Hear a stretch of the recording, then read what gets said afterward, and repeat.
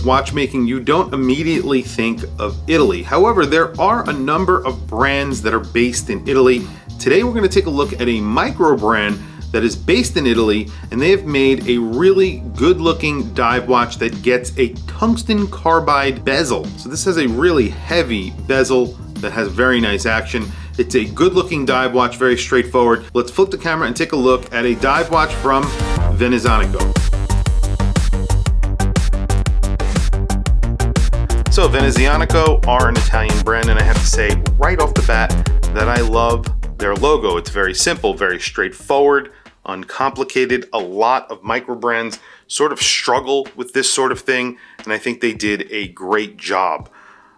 Also, this is a dive watch, and it has a tungsten carbide bezel. So the bezel insert on this watch, you can see, is very, very shiny. That's because it is made out of tungsten. So something to mention about the brand also, they use different movements depending on the watch. So this watch gets a Sellita SW200 because this is sort of their higher end dive watch. And then they also make watches with NH movements inside. And one of the watches that they're going to be coming out with very, very soon is an NH powered GMT. So it's using obviously the NH34, which is now available to micro brands to actually put into their watches. So very, very cool. Looking forward to seeing that watch. It has a very similar aesthetic to this watch, which I think is very good looking. So let's start with the dial. You get sort of a gunmetal gray sunburst dial on this watch, and it's very nice. You get applied indices, and the hands are sort of fence post hands, very straightforward.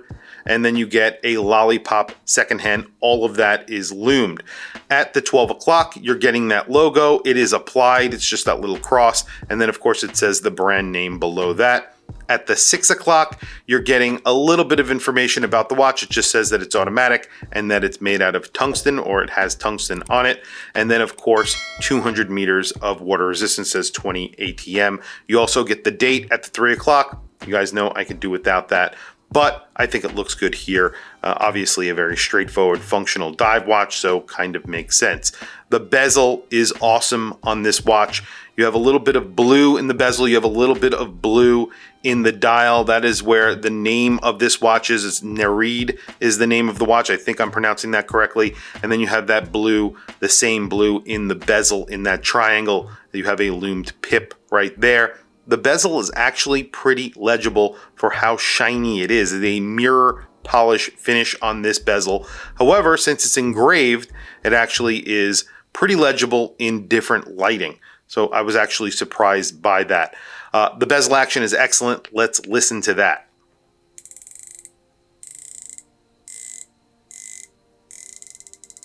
So it's very easy to grip.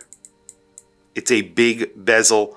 Feels really good, sounds excellent. Case itself, sort of a Rolex homage, I would say. You have brushing and polishing. We'll do measurements in just a second. Like I said, you have a screwed in case back. You do not get to see the Sellita SW200. It is engraved with, I believe it is a bow of a submarine. I might be wrong, but I'll do close-ups so you can see what I'm talking about. And then of course you have 6 screws holding that in. Polished on the back of the case. You also have brushing.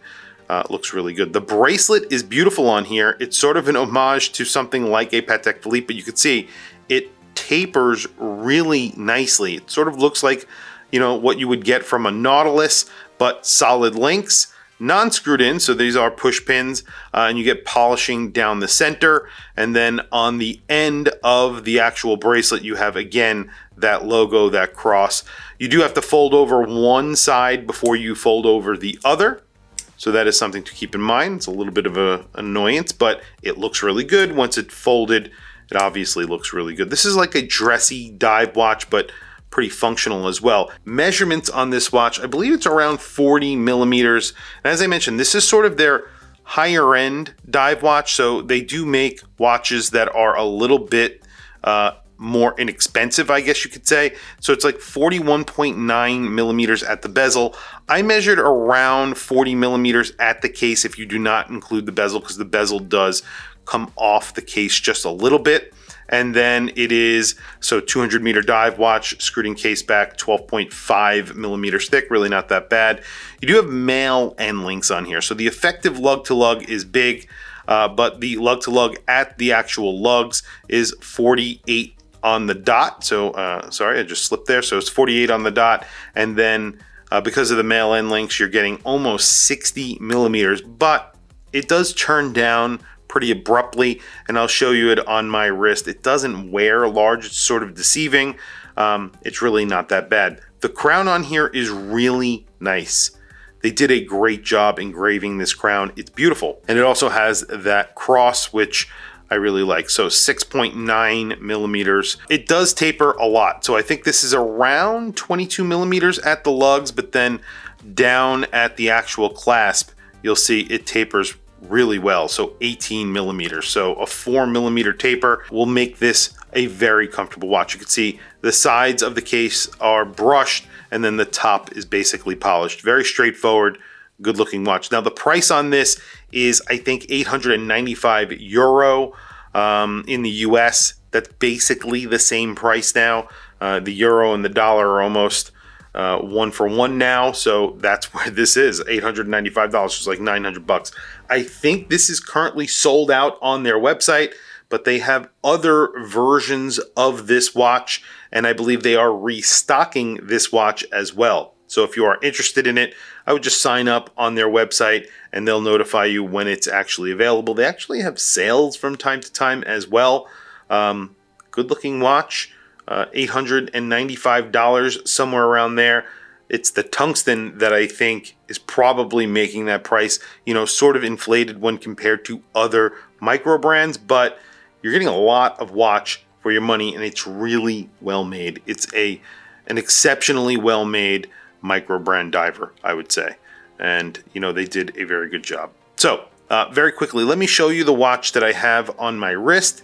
Then we will do a lume shot because I believe the lume is very good on this watch. I don't believe that you get a lumed bezel.